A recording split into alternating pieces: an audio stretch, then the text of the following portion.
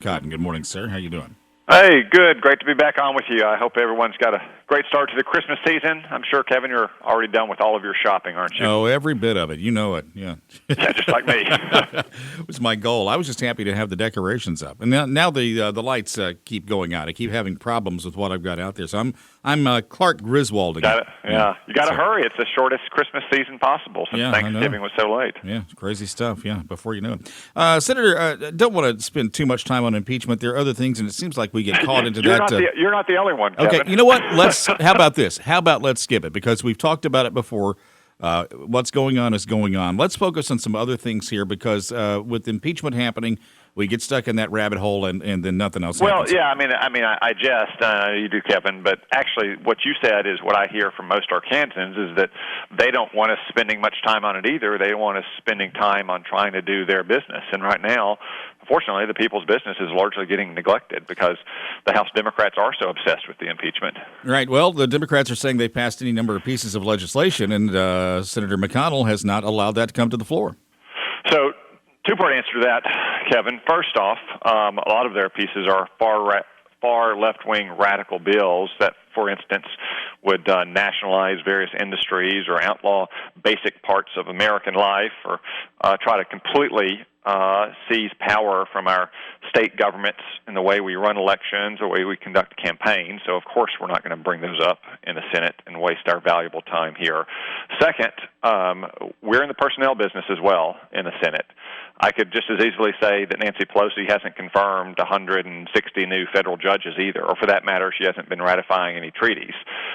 We've got a lot of different priorities in the Senate that they don't have to worry about in the House. And right now, we've been pretty productive, for instance, in putting a new judge on the court there in Little Rock or confirming over 50 judges to the courts of appeals, almost a third of all sitting appellate judges in America, and 2 great Supreme Court justices. Senator Tom Cotton, let's focus now on NATO, the NATO meetings. What should be the U.S. objective there? What should the president be doing while he's spending time there? Well, as usual, Kevin, we need NATO partners to contribute more to our common defense, both in terms of overall military spending and also the kinds of spending and the forces they commit to NATO's main function, which is to deter Russian aggression on NATO's eastern flank. This has been a long-standing priority of presidents of both parties since the end of the Cold War. Under President Trump, finally, our NATO partners have begun to make some headway, but there's still a lot more to do. So that's always one of the top priorities for the United States at these annual NATO summits. The president calling out the French President Macron about some of his statements involving NATO. Is that a good thing to do? I don't know why President Macron is doing that. French presidents have a tendency, though, to try to chart their own path. De Gaulle sent NATO out of France, back in the early days of NATO. But the president, mildly rebuked President Macron this morning. So has Chancellor Merkel from Germany or Prime Minister Johnson from the UK. So this is a long-standing tension within NATO of the French president kind of grandstanding across the international stage. I think it'd be better off if France would contribute more to our common defense by spending more and also, putting more forces under NATO's command and control. Senator Tom Cotton on News Radio 102.9 KARN, something that affects Arkansas directly, Chinese trade. We have been hearing from the president himself that a trade deal is near. This is coming, and now tweeting that he says that maybe it should wait till after the 2020 election. Where are we with this? What are you hearing from the Arkansas ag community about it?